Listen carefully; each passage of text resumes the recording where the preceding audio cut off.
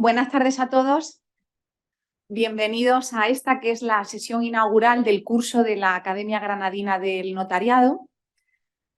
Y la verdad es que ese que es todos los años un motivo de felicidad, un arranque nuevo de curso para nuestra academia, en esta ocasión pues viene acompañado por un acontecimiento adicional que nos llena de alegría y sobre todo de gratitud hacia la persona que hoy nos acompaña para luego impartir una conferencia, que es nuestro compañero Plácido Barrios.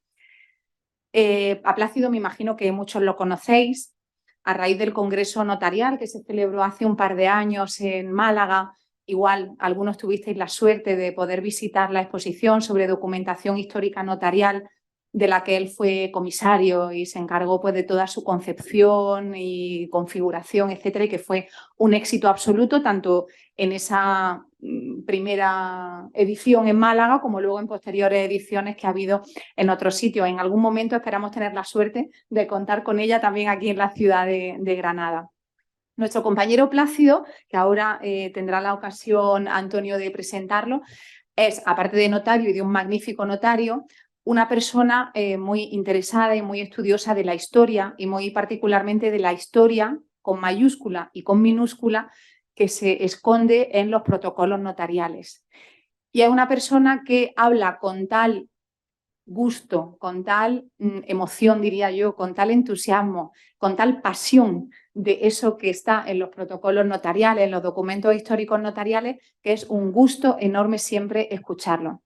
Y en este mundo telemático que nos consume, y todos los compañeros notarios aquí presentes saben perfectamente a lo que me refiero, porque estamos inmersos en una semana muy importante para el notariado. El próximo jueves entra en vigor la reforma legislativa por la que nace el protocolo electrónico, nada menos. Pues en este mundo tan electrónico, tan telemático, y todo eso es muy positivo, ese mundo de nuevas tecnologías, es un bálsamo, le decía antes de entrar a Plácido, creo que es un bálsamo para todos nosotros tener la oportunidad de escuchar a una persona que tira del hilo hacia atrás para seguir caminando hacia adelante, porque en esos pasos de atrás está siempre el impulso y la fuerza para seguir caminando hacia adelante. Y además, a todo lo anterior, Plácido ha tenido la cortesía y la generosidad enorme para con este colegio y esta casa, esta sede de Granada, de donar, de ceder gratuitamente a nuestro archivo un documento de su propiedad en el que aparecen unos sellos de legalización de escribanos de Granada, si no me equivoco, de 1851, y él ha tenido a bien ceder a nuestro archivo ese documento. Así que nuestro archivo, ya de por sí rico, a partir de esta tarde es más rico aún con la aportación de este documento, que va a quedar en muy buenas manos de nuestra Amalia, que se va a encargar junto con todo lo demás de su cuidado. Doy la bienvenida también, aparte de Amalia, a compañeros también no notarios, no juristas, que nos acompañan esta tarde, estudiosos de la documentación e investigadores que tienen acceso a nuestro archivo con asiduidad. Si os parece, antes de comenzar y de que Antonio proceda a la presentación del conferenciante, vamos a escenificar brevemente lo que es este gesto tan generoso por parte de Plácido de cesión al colegio de esa documentación. Si te parece, Plácido.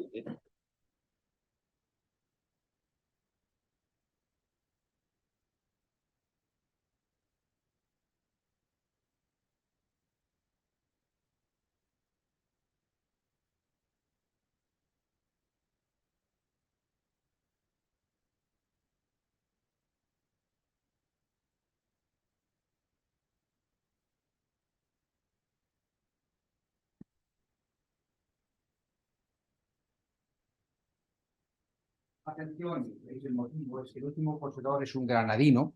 El último poseedor es Joaquín Durán y Dávila, vecino de Granada. Y entonces, de alguna manera, porque esto empieza en Toledo y acaba en Granada. Y llamó la atención unos sellos de legalización. Como saben, bueno, los notarios que tienen una citada antes, era necesario la legalización de otros compañeros para que el documento fuera a otros colegios notariales. Eso hasta el año 85. Entonces, en este caso, tenemos unos sellos muy bonitos que aparece el sello de los escribanos de Granada. Y es lo que me llamó la atención, y hablé con Amalia Amalia es la causante de esto, en realidad. Es la causante. Y entonces digo, pues qué mejor que en Granada. Pues nuestra gratitud, Plácido, muchísimas gracias, lo recibimos. Muchas gracias.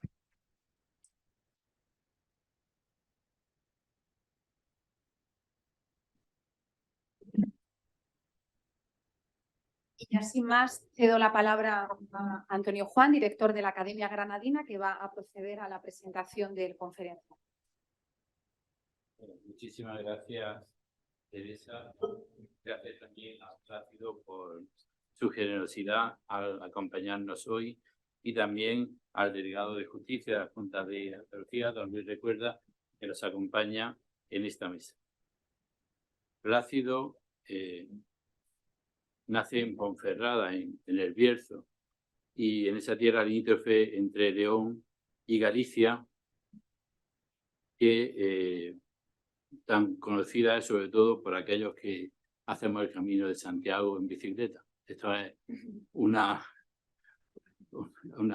situación, digamos.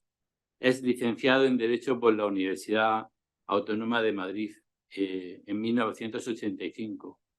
No solamente ha cursado los estudios de Derecho, sino que también cursó estudios de Paleografía en la Universidad de León entre 1996 y 1997. Y, en cierto modo, vuelve a su casa porque ingresa en el notariado, en la oposición que se celebró en Granada en el curso 1989-1990. Ha desempeñado su función en distintos destinos, en Bañeres de Mariola, en La Robla, en Sueca, en Calahorra, en Mieres, y desde 2018 es notario de Alcalá de Henares. Además, no solamente le ocupan su afición al estudio de los archivos notariales, sino que es miembro de la Junta Directiva del Colegio Notarial de Madrid con el cargo de censor quinto.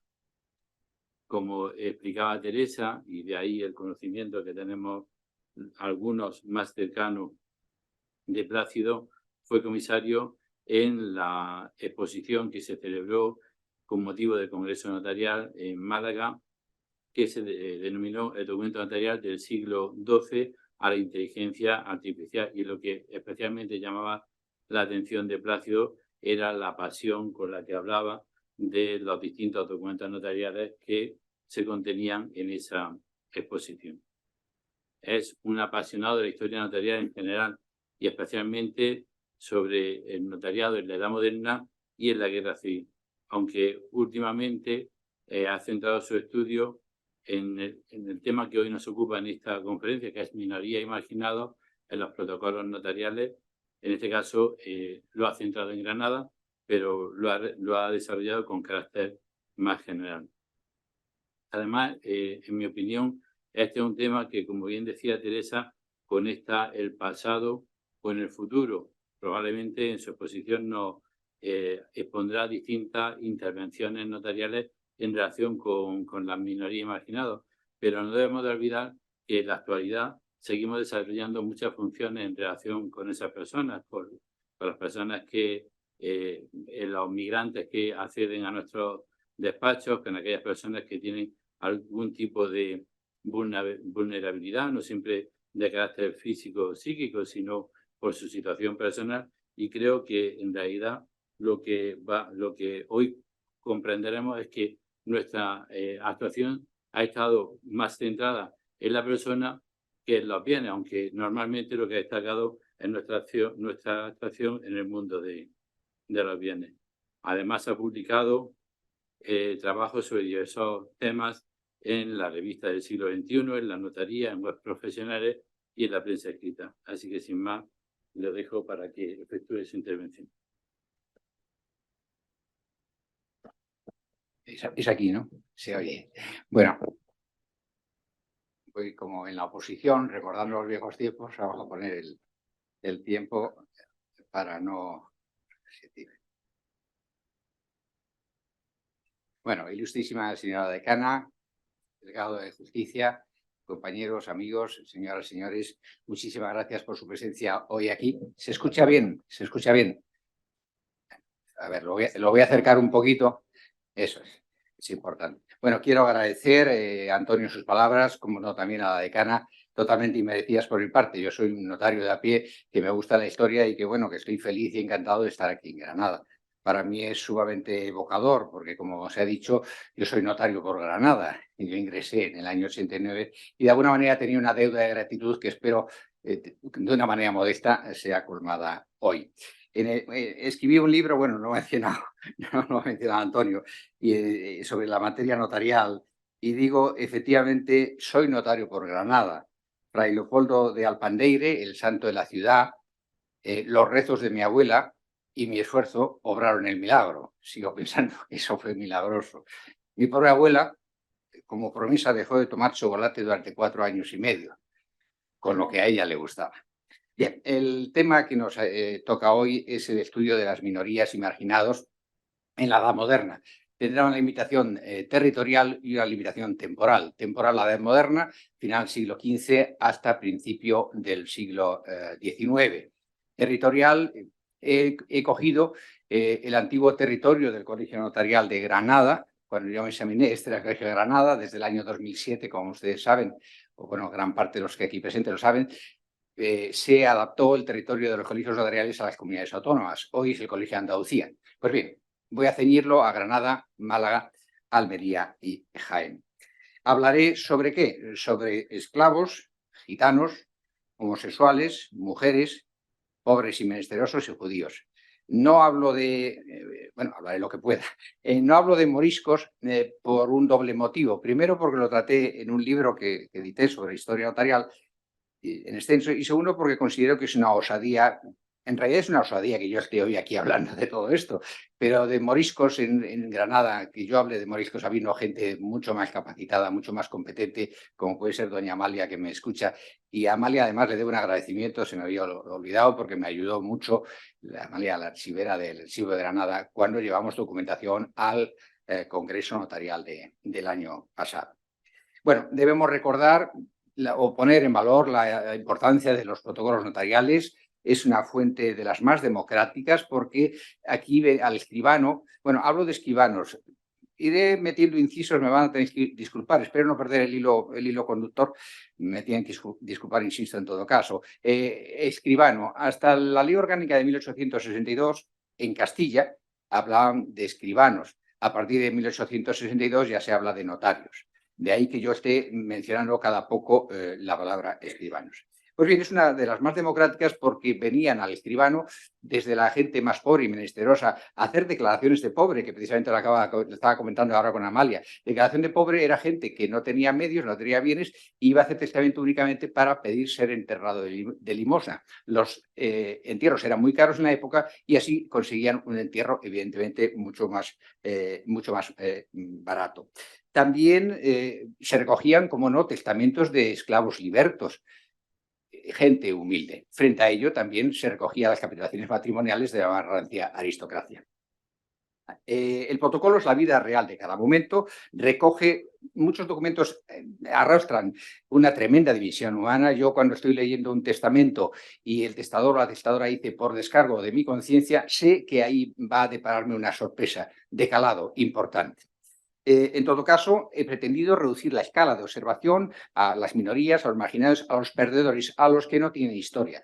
Porque, como diría un archivero, el archivero que fue del Colegio de Barcelona, Laureano Pagarolas, la pervivencia secular de nuestra institución notarial se explica o se entiende precisamente por su vinculación con el pueblo. El pueblo es el gran protagonista de la labor notarial. O, como le gusta recordar a más de uno de las palabras de Pierre Chunu, los protocolos notariales sirven para oír la respiración lenta, de las sociedades. Entremos en materia.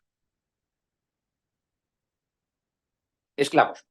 En Granada, antes de las rebeliones moriscas, como ustedes saben, a principios del siglo XVI y sobre todo la rebelión de las Alpujarras de 1568-1570, había esclavos, mayormente eran turcos y berberiscos del norte de África. También había negros africanos que venían de Guinea, Mozambique, Angola, y que habían sido traídos por portugueses que entonces, desde el siglo XV, tenían el monopolio para la compra de los esclavos. A partir de 1569, con la rebelión de las Alpujarras, empieza ya, lógicamente, la esclavitud morisca. Se calcula en casi 4.000 moriscos que fueron esclavizados aquí en Granada. Consecuencia de la rebelión, el destino de esos rebelados fue triple. De una parte, ser esclavizados. De hecho, algunos integraron lo que se llama el botín real, el quinto real. Una quinta parte de ellos fueron vendidos en almoneda aquí en Granada. Otra parte fueron empleados destinados a las minas, que entonces eran las minas de Almadén, de Mercurio, y las minas de Guadalcanal, aquí en Sevilla, de plata, o condenados a galeras. Hasta el año 1749, hemos de recordar, no se extingue, no desaparece el cuerpo de galeras del Mediterráneo.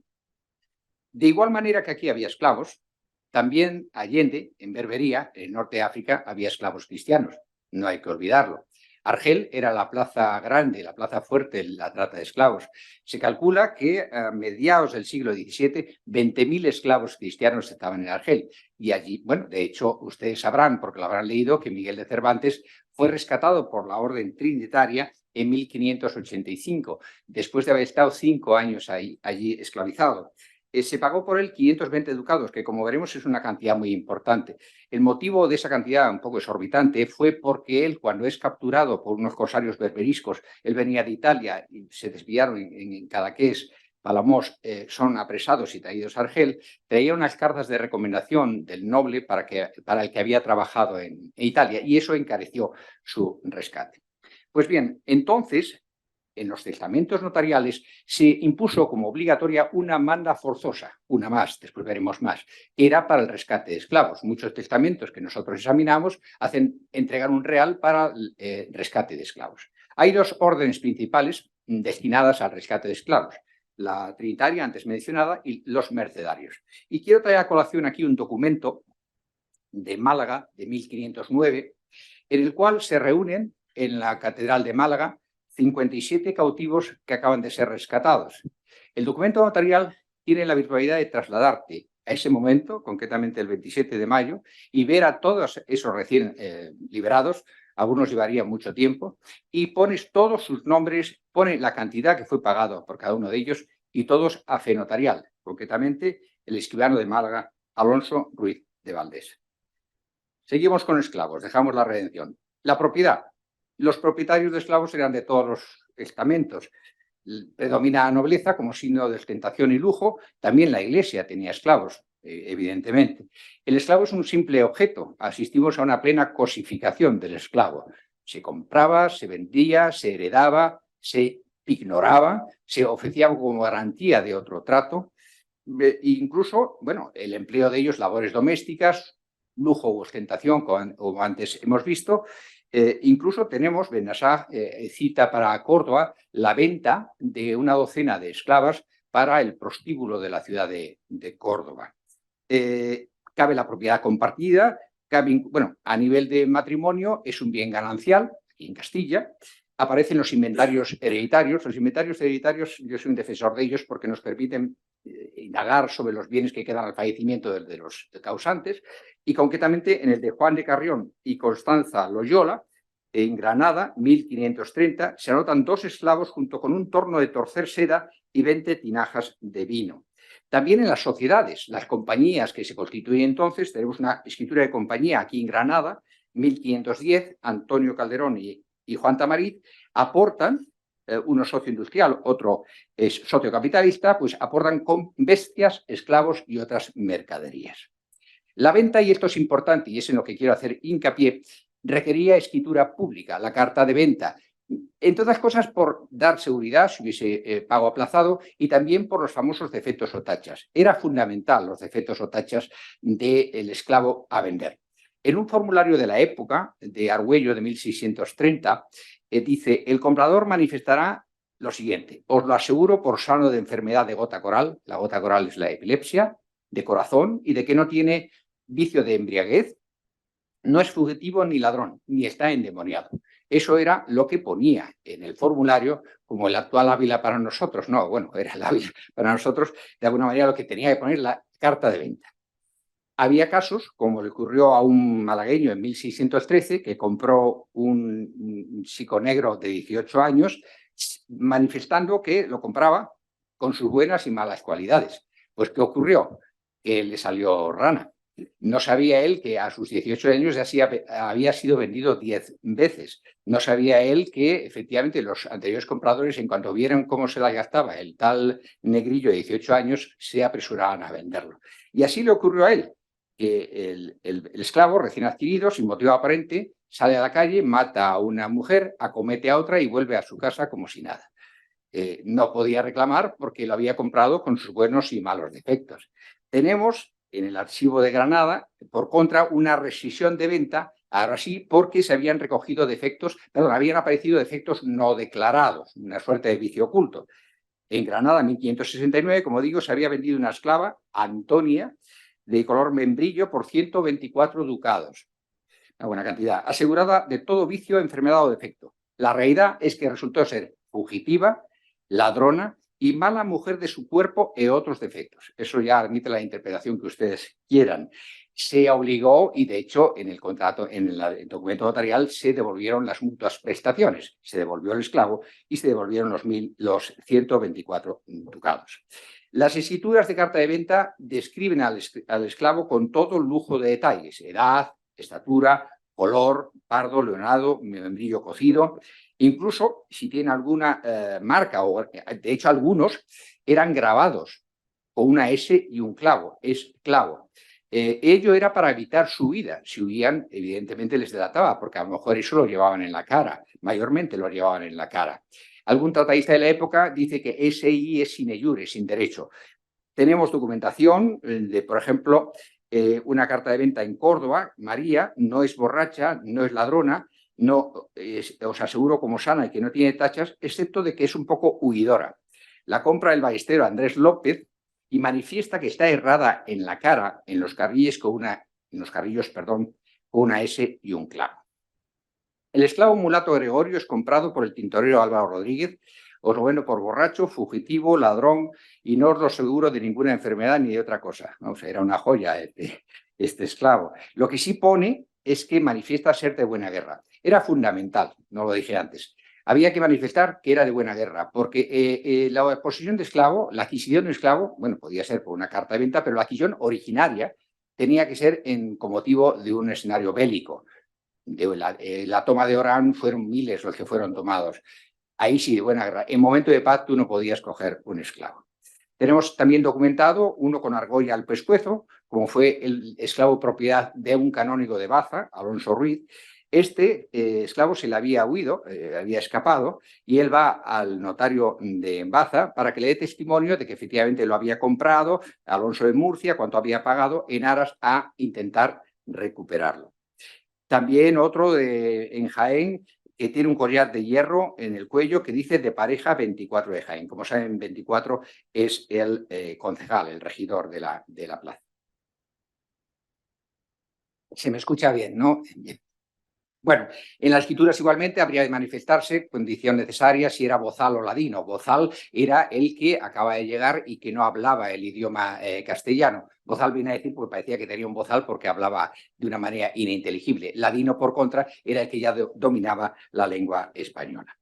Las ventas, ¿dónde acaecían? Bueno, pues los que fueron cogidos con ocasión de la rebelión de las Alpujarras se vendieron aquí. Los del botín real, el quinto real, se vendieron en la moneda pública. Recordemos que los escribanos aquí en Granada mayormente estaban localizados, tenían sus puestos ambulantes en la plaza de Vip Rambla, muy cerca de la Alcaicería. Ahí tenían sus puestos.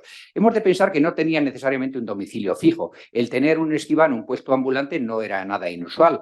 En Zaragoza los notarios se llaman notarios de la caja, se llamaban notarios de la caja, porque atendían fuera de su domicilio, en una caja, ahí atendían.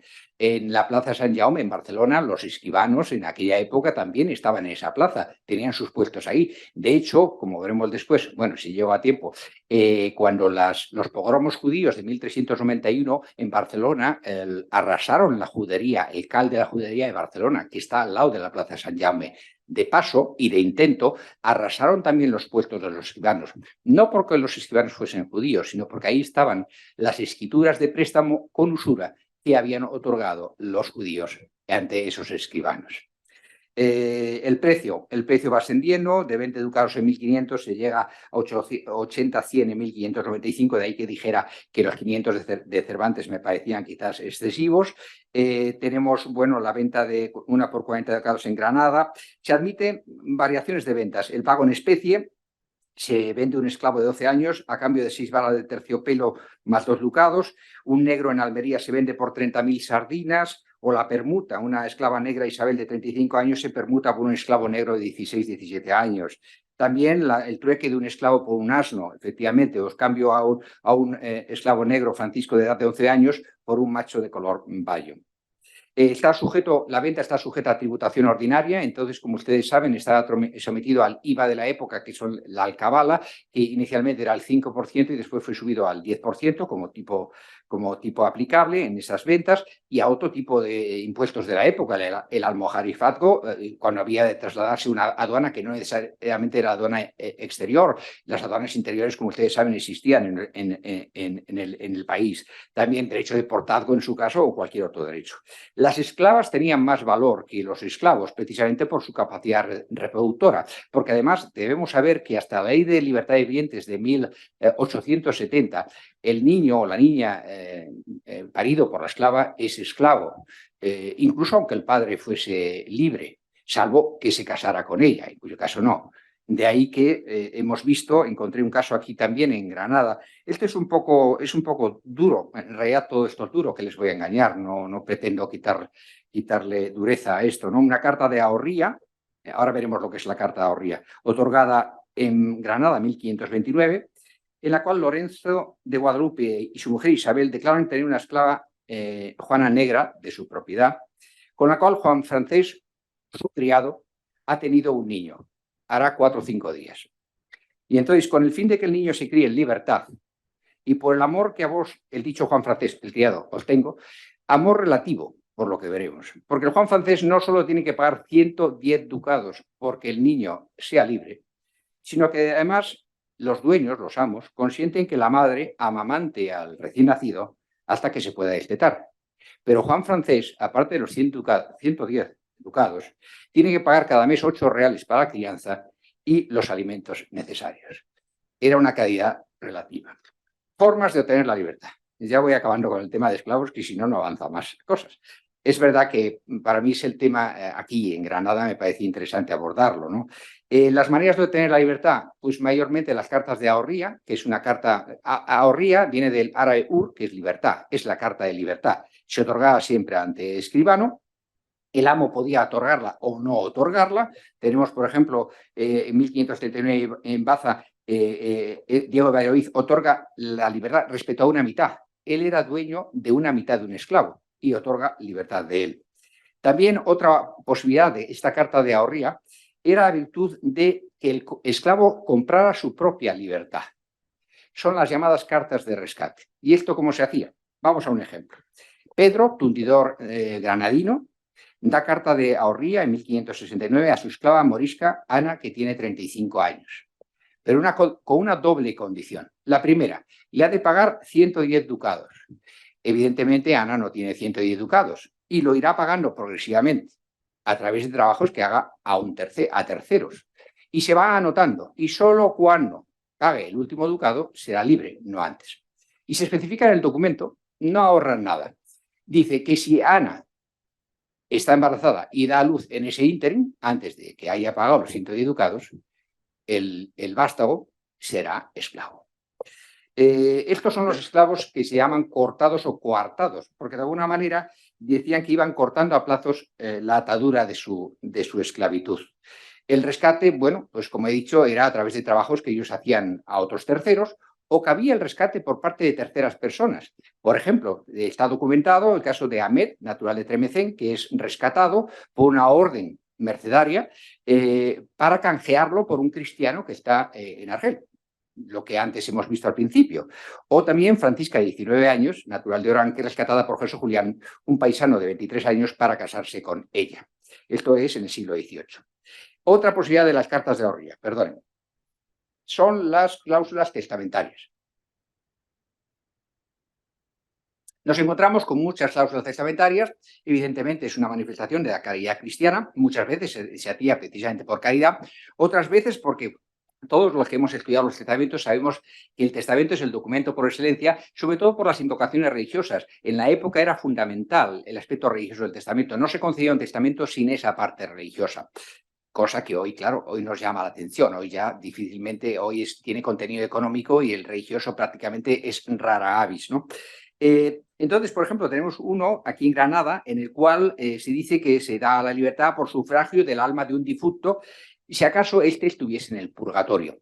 En la época también, la edad moderna, el purgatorio, el tercer lugar escatológico, infierno, purgatorio, cielo, era una lucha constante para sacar a la gente del purgatorio y se hacía, todas las mandas de misas obedecían mucho a eso.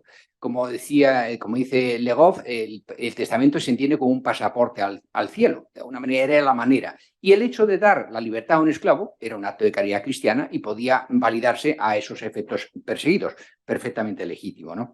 Entonces, por ejemplo, testamento 1544 en Baza, el protocolo de Baza está aquí en Granada, como ustedes sabrán.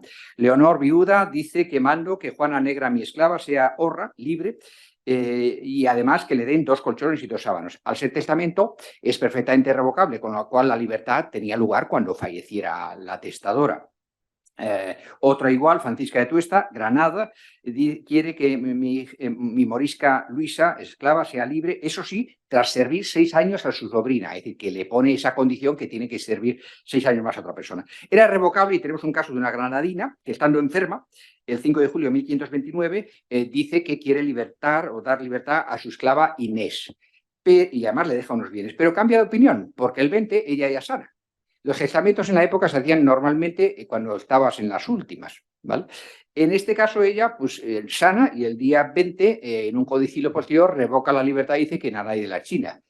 No solo eso, sino que el día 21 vende a su esclava a un mercader sevillano por 33 ducados. Era revocable y ella hizo esa revocación. La carta de ahorría, ni que decir tiene, que es un documento muy importante. El esclavo debería llevarla consigo porque es el título validador de su libertad.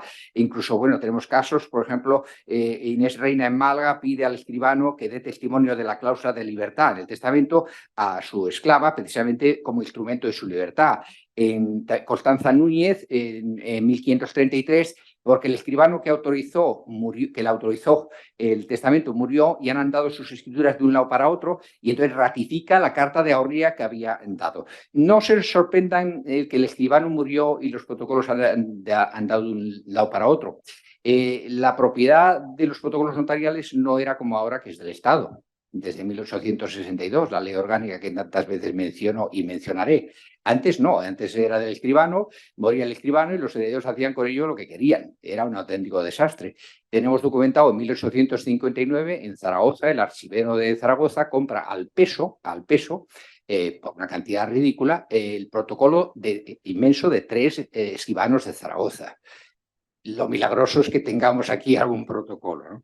Bien, la última posibilidad de libertad eran los llamados cimarrones, eran los que huían, como por ejemplo fue el caso la argolla del canónigo de Baza, o un poder notarial para detener un esclavo huido en 1775. Dice, el huido Carlos Blon anda lentamente, se definía perfectamente, anda lentamente, cargándose de un lado para otro, y ha huido de su casa en Olivo Bajo. Quiero hacer una mención breve a moriscos y esclavos. Quizás estoy haciendo un poco de hincapié en esclavos. Bueno, hasta los moriscos podían tener perfectamente esclavos en su poder hasta 1560. A partir de ahí ya no dejaron, pero antes sí, tenemos hasta aquí documentadas 68 compradores moriscos. Alonso el Cargilí compra en 1546 un guineano llamado Alonso, con todas sus tachas y defectos, entre ellas que se mea en la cama. Desde 1560 la situación cambia. ¿Y por qué cambia? Porque la Inquisición empieza a darse cuenta que los moriscos islamizaban y podían convertir al Islam a esos esclavos, con lo cual se niega. En ese momento, unos años después, es la rebelión de 1568-1570 y se llena, hay una hiperinflación de esclavos aquí en Granada. Y tenemos documentados casos de solidaridad intracomunitaria. Es un tema muy bonito, la llamada sabilla, es decir, moriscos que pagan la carta de libertad, el rescate de otros moriscos que estaban en situación de esclavitud. Isabel de Cotbijar, en 1574, compra la libertad de su madre a su propietaria cristiana. Francisco Pérez Alazar paga 100 ducados en 1573 para liberar a su hija Isabel y a sus 2 nietas, Luisa y María. Dejo el tema de esclavos y paso al tema de gitanos. Con los gitanos no había una barrera racial ni religiosa. En realidad lo que había es una repugnancia o pocas ganas por parte de los gitanos de abandonar su modo de vida trashumante, y por parte de los cristianos veían que era gente un poco extraña y peligrosa, y sobre todo con un concepto de la propiedad un tanto laxo. No hay mucha documentación notarial sobre gitanos. Se encontrado únicamente una licencia para asentar, es decir, poner en servicio a una niña de 7 años, el servicio de un escribano de Málaga, Antón López, y la que le pone en servicio es su madre, que se llama María de Egipto. Entonces a los gitanos se llama egipcianos. De hecho, la palabra gitano viene de egiptano. ¿Por qué? Porque creían que venían de Egipto. En realidad no venían de Egipto, venían de Asia, empujados por los turcos en el siglo XV. También se les llamaban los documentos bohemianos, porque alguno traía un título o un salvoconducto de un supuesto rey de Bohemia, también grecianos, efectivamente algunos venían de Grecia. Pero bueno, a lo que voy. En este caso, María de Egipto pone en servicio a su hija, y el dinero obtenido por ese servicio, 2 ducados, se pretende obtener o destinar al rescate del padre, Antón de Egipto, de nuevo de Egipto, que estaba en galeras. ¿Y ello por qué? Porque en 1499, época de los Reyes Católicos, tenemos el dudoso honor es la primera disposición pionera en Europa contra la etnia gitana. Es la pragmática de Medina del Campo de 1499 que determina que los gitanos habrían de residenciarse, coger una residencia fija. Si no, podían ser condenados o bien a cortarles la oreja, era una de las penas de entonces, o a galeras. Hay bastantes gitanos en galeras. Se necesitaba gente para galeras y era una excusa más para ello. A efectos notariales hemos encontrado también una pragmática que tiene relación de 1586. En este caso, la pragmática obliga a los gitanos a llevar consigo siempre un testimonio signado de escribano público. Soy poco pesado, hago hincapié en el escribano público porque siempre, para que vean, es decir, un gitano tenía que llevar un testimonio de un escribano público en el cual fijase su lugar de residencia y la procedencia de los objetos vendidos, si no se presumían robados. Era muy importante para él portar. Homosexuales. Había ahí una radical marginación hacia los homosexuales. Se llama delito contra la natura, pecado nefando, de 1000 maneras. En los documentos notariales encontramos putos, arisméticos, sodométicos. Pedro León, jesuita Pedro León, que escribió unas memorias muy interesantes, fue capellán de la Real Cárcel de Sevilla a final del siglo XVI, nos cuenta casos, bueno, dice, porque el pecado nefando era castigado con la muerte en la hoguera. Y hay muchos documentados, ¿no? Por ejemplo, dice, los llevaron por las calles acostumbradas y los pregoneros iban anunciando, se manda a quemar a estos hombres por el pecado nefando, quien tal hace, tal la paga. Me llamó la atención una de 1579. Aquí no hay nada notarial, pero me llamó la atención por los hechos que concurren. Se ahorcó a uno por bestialidad con una burra, con una borrica. Y el animal también fue ahorcado como manda la ley. Entonces yo en mi ignorancia digo, ¿y qué culpa tenía la borrica? Y bueno, lo cierto es que algún profesor estudioso de la materia dice que el motivo de quemar juntos a bestia y a la persona era para borrar todo vestigio de pecado. No es menos cierto que en París, la burra fue absuelta. Y ello porque se demostró que el animal había sido víctima de la violencia y que en todo caso no lo había hecho por su propia voluntad. Surrealista. Homosexualidad también encontramos en las escrituras de fundación de mayorazgo, son muy comunes en la época. Esta es una escritura de fundación de mayorazgo y seguro que si la miramos, porque aún entonces estaba, sí, en esa época aún figuraba con unas limitaciones, si era homosexual o hermafrodita o algún tema de desviación en aquella época y para ellos, no podían ser sucesores en el mayorazgo. Una de 1625 habla del detestable y crimen contra la natura.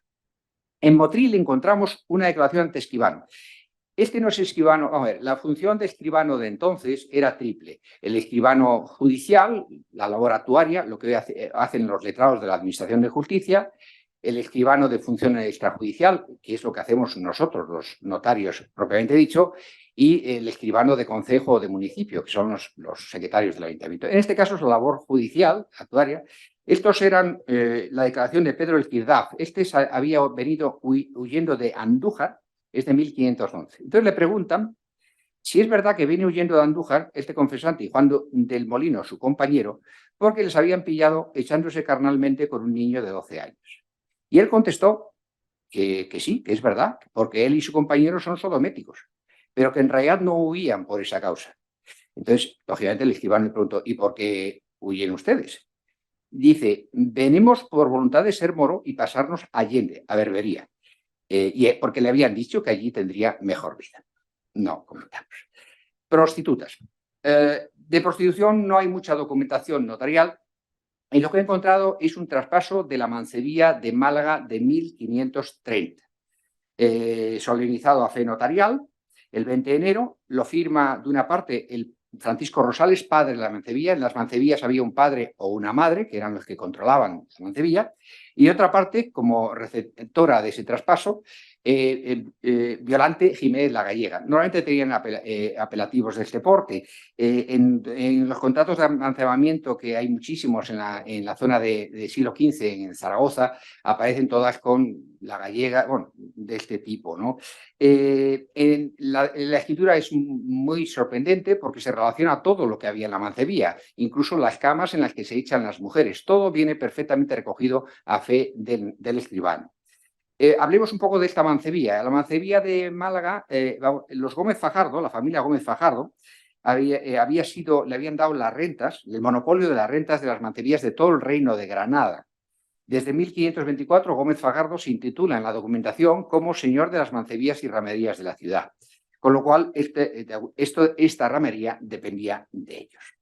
Concluyo el tema de prostitución con con testamentos. Hemos encontrado algún testamento, concretamente uno de la mancebía de Málaga, en la cual la madre de la mancebía, en este caso Francisca Fernández, dejaba a sus dos criadas, María y Francisca, una renta y una cama de ropa. Lo que sorprende son las imposiciones que les pone. Le dice, si alguna de ellas errare en no guardar su virginidad hasta que se case, pierda la dicha renta. Sorprende. La mujer.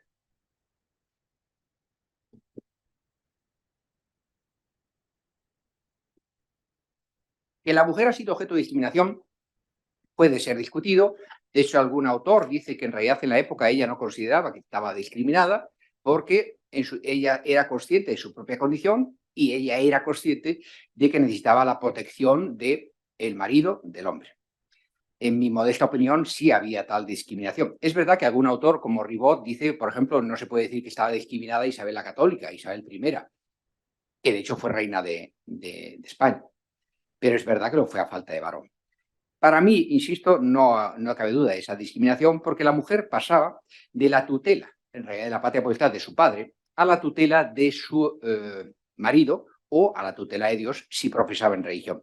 Ese era el destino natural, matrimonio o convento. Quiero hacer un inciso, precisamente para demostrar esa discriminación, en lo que atañe, precisamente dado que estamos aquí en el colegio notarial, del acceso al notariado. La mujer la mujer podía ser propietaria del oficio notarial.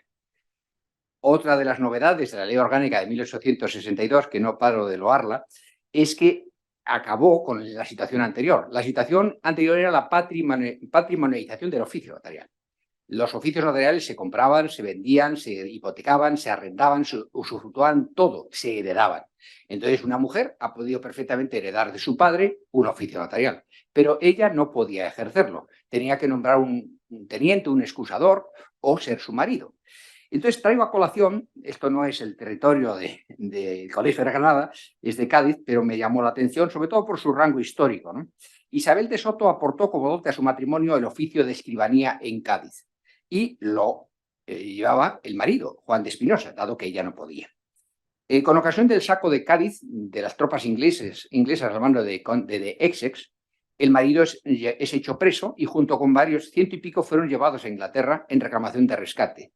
¿Qué ocurría? Que la escribanía estaba sin que nadie la autorizara y no había ingresos. Entonces ella pide al rey licencia real para poder nombrar un sustituto, una persona para dárselo en arrendamiento y a poder llegar a ingresos para el rescate de su marido, que, como dije, estaba en Inglaterra. La licencia real fue concedida. La situación de discriminación de la mujer respecto al ejercicio notarial cambió en el decreto 29 de abril del año 31, en la República, es una república. Gracias a él entraron 3 compañeras. Lo que pasa es que la felicidad duró poco, porque en un decreto del año 44 volvió a las andadas y de nuevo prohibió que la mujer ejerciera la profesión notarial.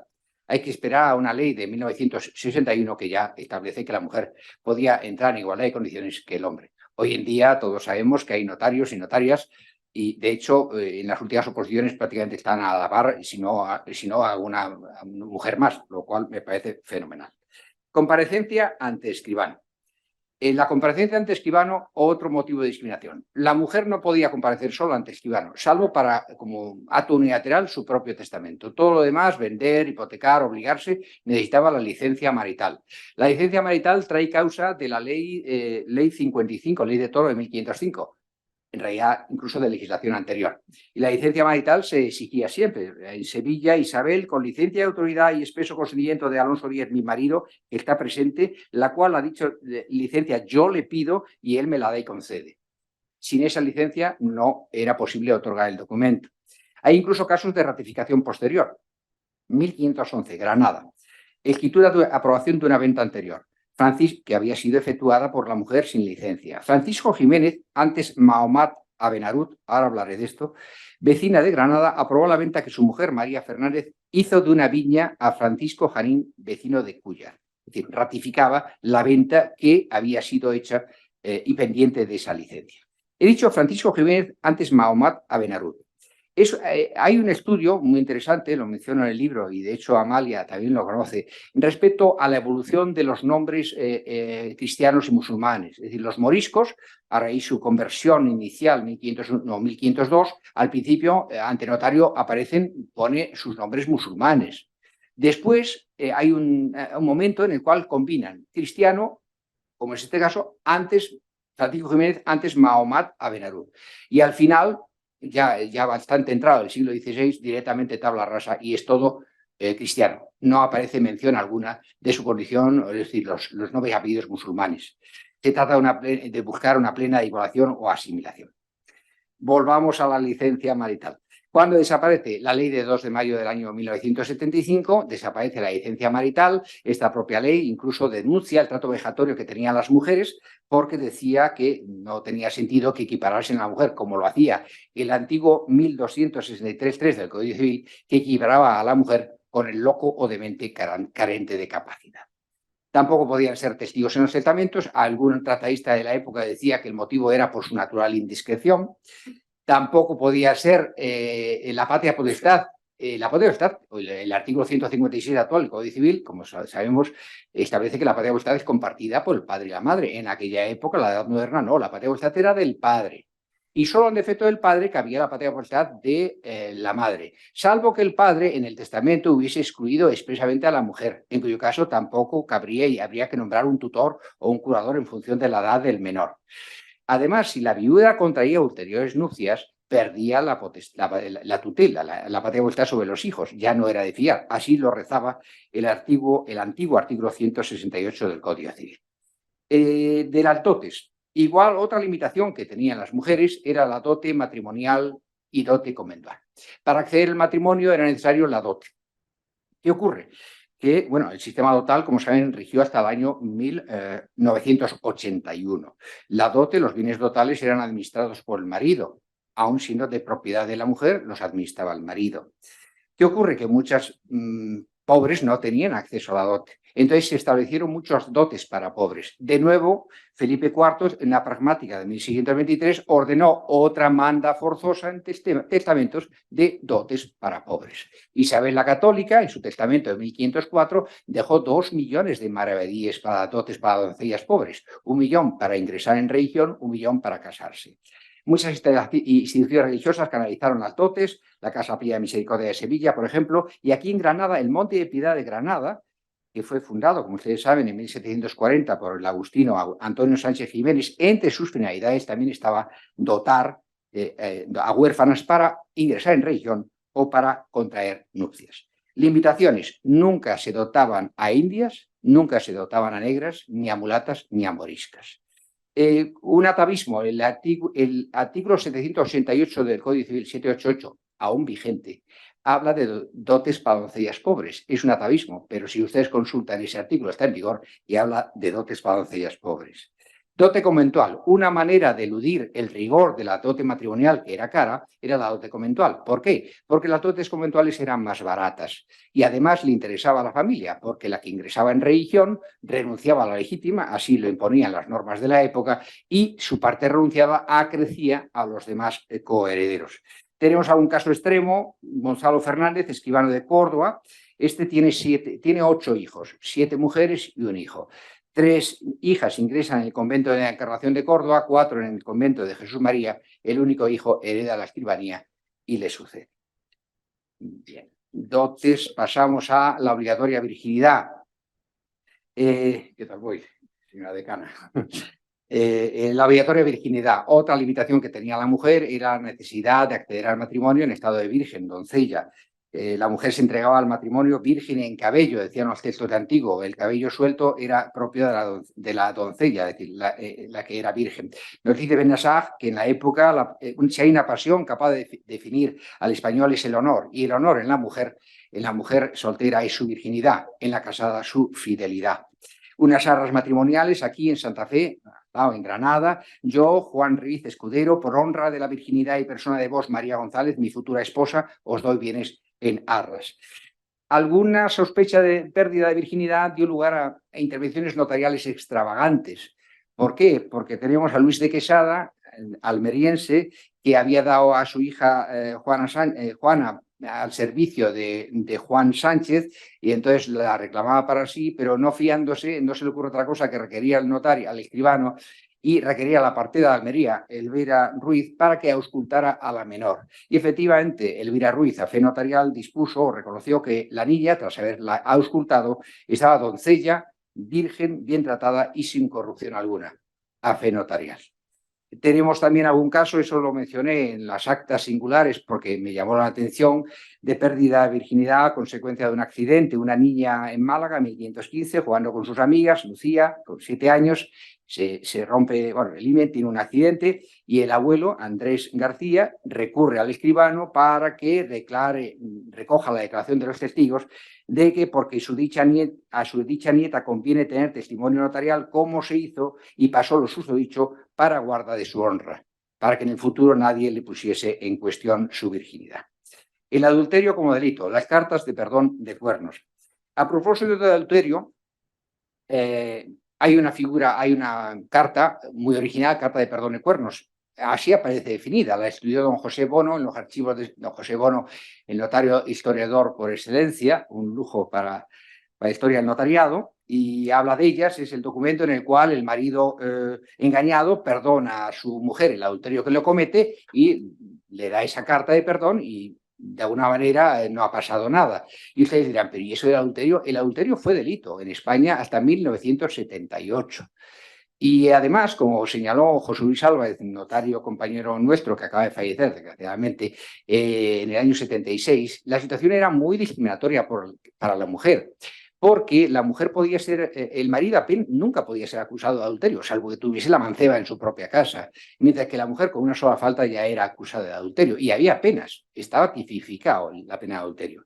Entonces, las cartas de perdón, hay algunas muy gráficas. En el protocolo de Sevilla aparece uno con unos cuernos pintados. Los protagonistas de estas cartas de perdón, los adúlteros eran de las capas medias y bajas, la nobleza apenas aparece, quizás porque lo llevaban con más discreción. ¿Cuándo era el momento? Pues cuando el marido a lo mejor estaba ausente, con ocasión de las campañas contra los moros normalmente eran en verano, los meses de verano, o alguno que está capturado por los propios moros, ¿no? Y tenemos en Granada varias. En Granada, 1505, Alonso Martínez perdona a su mujer, Guiomar, el adulterio que hace 2 años y medio cometió con Juan de Molina, perdonando a sí mismo al dicho Juan de Molina. Era obligatorio perdonar a los dos. no podías perdonar a uno y a o los dos o a ninguno. Esta carta de perdón se otorgó en la iglesia de Santa María la Mayor, ante escribano, pero en la iglesia. La iglesia tenía mucho interés en esas cartas de perdón de cuernos, por una sencilla razón, porque de alguna manera ella quería, la iglesia, la continuidad del matrimonio por su carácter sacramental y propiciaba el perdón, ¿no? En Huéscar, Juan Muñoz perdona también a su mujer, Catalina, y a Gregorio Solís, sastre, el adulterio que le han cometido de 10 años a esta parte. Bueno, esto ya es un poco derecho penal, ¿no? Si el marido, si les pillaba en fraganti, se los podía cargar, lo que pasa es que tenía que tener testigos, perdía los derechos a los bienes de la mujer para evitar que lo hiciese de intento. En otro caso, no podía cargárselo, y si, matarlos, y si les matare, automáticamente ya incurría en reo de asesinato, ¿no? Entonces, en el archivo de Simancas, aun en este caso, aun matándolos posteriormente a la mujer y al amante, había veces que se pedía el perdón, y el perdón real, y se concedía. Hay muchos perdones reales concedidos en el archivo de Simancas en Valladolid, que es en el Registro General de Sello, que es donde se conservan. Y entonces, en estos perdones era conditio sine qua non el perdón de la víctima, ¿no?, que estaba muerta, de los familiares de la víctima. Casos. Juan de Villanueva, vecino de Guadix, cuya mujer había sido condenada por adúltera a la vergüenza pública y al destierro, esa era la pena, estaba dispuesto a perdonarla si ella se arrepentía, pero ella le puso en tal forma en evidencia que él con un palo le dio en la cabeza y le provocó la muerte. Lo que sorprende es que el suegro, Rodrigo Alfón, y otros parientes, viendo la mucha razón que tenía el yerno para matarla, le perdonaron. No nos engañemos, estos perdones siempre suelen tener un componente económico. La llamada composición, en la época del antiguo régimen, era perfectamente posible la compensación económica sustitutoria de la pena. Y si tenías el perdón, como digo, de los afectados, de los parientes, te lo podía dar el perdón real, con lo cual tú quedabas libre de pena alguna. Marcos de Segura, en Marbella, dice: había perdonado a su mujer, Catalina, de un primer adulterio que tuvo con un vecino de Tarifa, y se vio obligado a matarla a cuchilladas porque a los 2 meses y medio de haberle ella regresado a casa, se volvió a escapar con un tal Diego de Astorga y le pillaron en una nao para irse a Levante. La mató y tal. Aquí en el archivo de Granada tenemos otro perdón. Este ya no es por adulterio. María Trevillenia, antes Marien, nombre musulmán, con licencia de su marido, vecinos de Granada, perdonó a Alonso Albarnero, antes Mohamed, la muerte de su hermano Gonzalo el Trevilleni, ocurrido hace 3 años. Tenemos lo mismo, el perdón.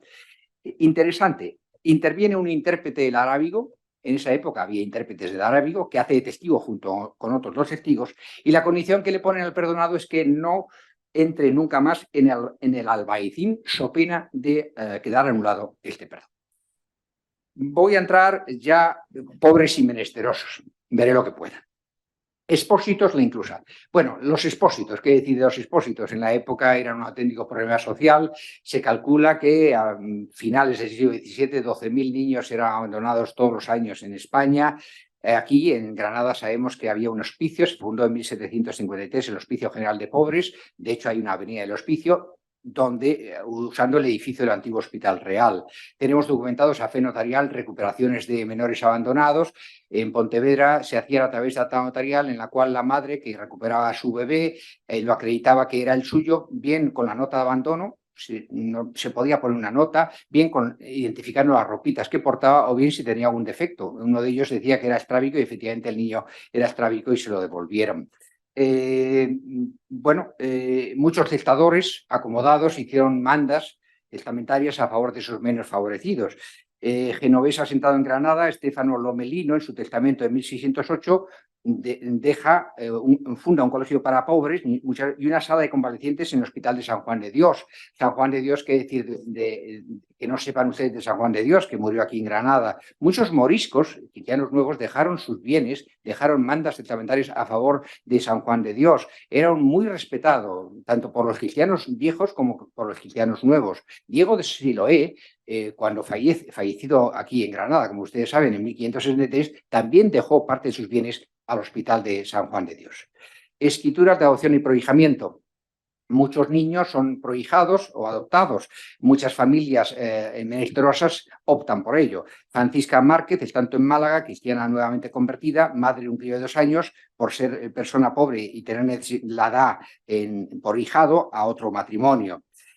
quiero hacer referencia al caso de Úbeda, que he estudiado por doña Adela Tarifa, que dice que en un periodo de tiempo, 1665-1788, ingresaron en la casa cuna de Úbeda 6.416 niños. Pues bien, de esos, salvo 428 casos de prohijamiento notarial y de 120 niños que fueron recuperados por sus madres, del resto, solo el 2,26% superó la edad de los 3 años.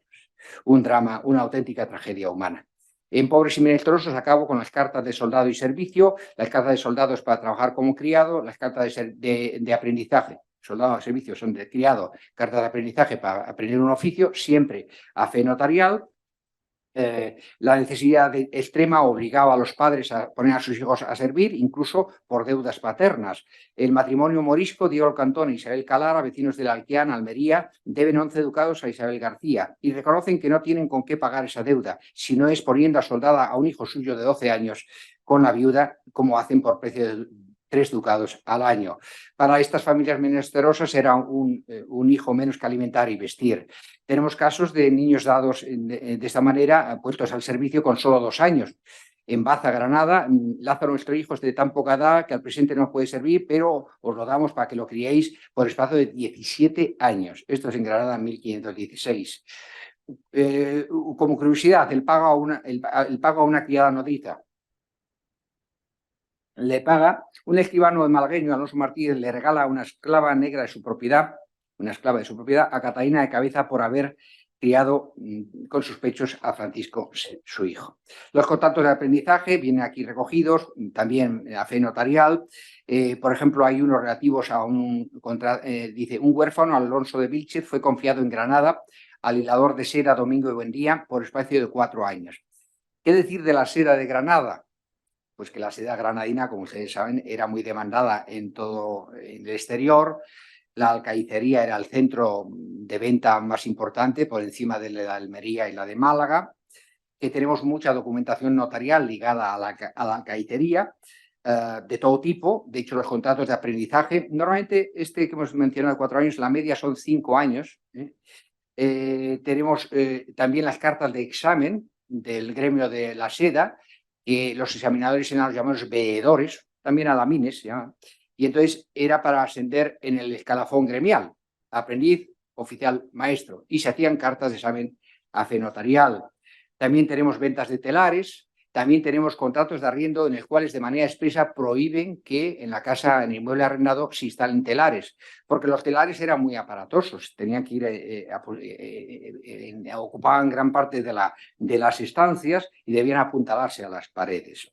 Bueno, también que la alcaicería, hacer constar que dependía de la jurisdicción de la Alhambra, había escribano adscrito en la Alhambra y eran arrendadas año a año. Hay un notario que lo arrendó a partir de 1610. Las formalizaciones de contrato de aprendizaje, ya me queda menos. Bueno, quiero hacer referencia a que normalmente los contratos de aprendizaje por parte del niño eran los padres, el padre, pero en ausencia del padre hay una figura que me llamó la atención, los padres de huérfanos. Esta es una institución municipal, es un oficio concejil, que el padre de huérfanos iba por los monasterios, por las iglesias y conventos, veía a los pordioseros, los que pedían por Dios, a la sopa boba, y si veían que estaban en edad de trabajar, los cogían y los ponían en contrato de aprendizaje. Tenemos muchos. En Málaga, Pedro de Aranda, padre de los huérfanos, asienta con Pedro Moyano, Antonio Alcázar, de 12 años por plazo de 7 años. Rafael González, padre de huérfanos de Almería, pone en 1625 a servir con el médico Andrés Lescorar a una niña, María, de 11 años, por tiempo de 10 años, María, la niña, cuyos padres acababan de fallecer en Níjar. También Pedro y Segura, padre de menores en Marbella, pone también para el oficio de zapatero obra prima. Bueno, saben que había zapatero obra prima, de obra gruesa y el remendón, los 3 diferentes tipos de zapateros. Bueno, quizás un pequeño inciso. Verán, toda esta documentación que estamos hablando, ¿por qué iban al notario? Había una monomanía escrituraria, es verdad, había una auténtica obsesión por llevar a escritura notarial algo que hoy en día no se nos ocurre, ¿no? Muchos de esos asuntos que aquí se plantean se ponían en la esfera privada y no trascendían. Bueno, se fiaban del escribano, por supuesto, daba seguridad jurídica en una época de mucha litigiosidad, pero es que hemos encontrado cosas un poco sorprendentes. El encargo de una casulla para un sacerdote motivaba una carta notarial. La siega de un trozo de prado una carta notarial, la más sorprendente, 1665, el contrato en Ciudad Real para cubrir una borrica con un asno, también a fe notarial. Hoy en día todo eso no aparece, afortunadamente, según qué casos. Judíos y conversos. Ya con esta terminamos. Discriminación hacia los judíos. Bien, sí había una discriminación, se habla de la convivencia de las seis culturas, pero no es menos cierto que al menos la documentación que nosotros hemos podido atisbar, bueno, saben que había unas críticas hacia el pueblo judío, se les llamaba al pueblo deicida por haber crucificado a Jesucristo, se les criticaba por ser detentadores de oficios malquistos, eran recaudadores de tributos, acaparadores de riquezas o por tener buenas relaciones con la corona, tenían buenos puestos, y también por el préstamo con usura. La usura en la época, bueno, los cristianos no prestaban a usura, en la documentación notarial de préstamo pone por no hacer amor et gratia, porque la Iglesia no veía bien el préstamo a interés, y eso lo hacían los judíos. Se permitía, en final del siglo XV, una usura de hasta el 33%. Yo te doy 3, tú me devuelves 4. En Aragón era menos, el 20%. Pero nosotros hemos visto documentación notarial en Galicia de porcentaje de interés de hasta el 600 y el 700%. Por eso eran muy criticados. El acceso a la profesión notarial obviamente eran muy criticados por eso y no se les dejaba acceder a la profesión notarial por el requisito de limpieza de sangre. Granada, 1641. El aspirante al oficio de escribanía, Francisco de Encalada, manifiesta que sus padres y abuelos han sido cristianos viejos. Cristianos viejos contra cristianos nuevos, que eran los convertidos, y limpios de toda mala raza de moros, judíos o penitenciados. Diego Márquez de Escós, 1642, igualmente en Granada, aspirante a escribanía. Este tenía 25 años y desde los 17 estaba de escribiente haciendo prácticas en una escribanía de aquí de Granada. Dice, soy hijo legítimo de Andrés Márquez, escribano que fue de Guadix. Y digo que yo y mis padres somos cristianos viejos, limpios de toda mala raza, tal. Este requisito permaneció en el tiempo. Incluso el Colegio de Abogados de Granada, en sus estatutos de 1767, exigía la limpieza de sangre. Desaparece con la ley de 1865. Yo aún en 1861 en Alcalá de Henares encontré una limpieza de sangre autorizada por Gregorio Azaña Rajas, que es era el abuelo de don Manuel Azaña, presidente que fue de la República. Dos fechas a tener en cuenta: 1391, los pogromos de que hablé antes, y la segunda fecha importante, el famoso Edicto de Granada, 1492, 31 de marzo. Granada es tomada en enero y en marzo los reyes católicos deciden la unificación del Estado bajo una única religión y obligan a los judíos a optar entre el bautismo el exilio. A efectos notariales importantes, se les da un plazo de 4 meses para vender sus bienes. 4 meses que fue ampliado, bueno, hasta el 1 de agosto, después ampliado hasta el 10 de agosto. En ese tiempo tienen que vender sus bienes. Desgraciadamente aquí en el Archivo de Granada, como me dice Amalia, como se perdieron gran parte de los protocolos, no hay muchas ventas de ese periodo, porque empecemos aquí en el 1505, pero de 1492 en otros sitios hay muchísimas ventas, muchísimas, ingente. Se calcula en unos 100.000 judíos que abandonaron lo que era España, 6 millones de personas, 5 en Castilla, eran 6 millones de personas en España, 5 en Castilla y 1 en Aragón. Representa el 1,5% del total. Granadinos embarcados en Almuñécar, 1.485. Con ellos, en la expulsión de los judíos, nacen los sefardíes. Y recientemente, como sabemos los notarios, con la ley 12/15, se ha concedido la nacionalidad española a los descendientes. La exposición de motivos de esa ley dice que la presente ley pretende ser un punto de encuentro entre los españoles de hoy y los descendientes de quienes fueron injustamente expulsados a partir de 1492. El procedimiento se sustancia, y eso me llena de orgullo, a través de un acta notarial, el acta de notoriedad para la acreditación de la condición de sefardí, originario español, y de su vinculación a España. Se resalta la importancia del documento notarial. Colofón. Granada, como no podía ser de otra manera, tenía sus minorías y marginados. La exposición que acabo de hacerles ha pretendido ponerles en valor y ofrecerles su lugar en la historia. Muchísimas gracias.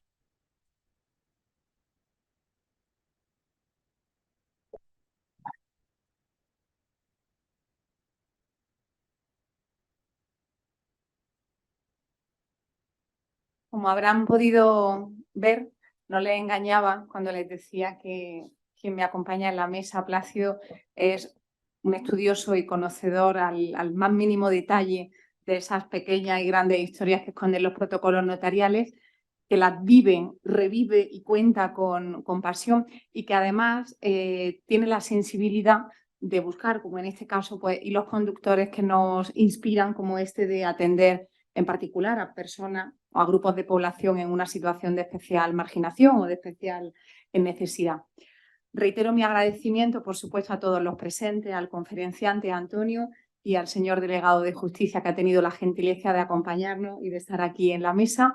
Y con este acto damos por inaugurado el nuevo curso de la Academia Granadina del Notariado. Les emplazamos para las próximas sesiones que habrá a lo largo del curso. Muchas gracias.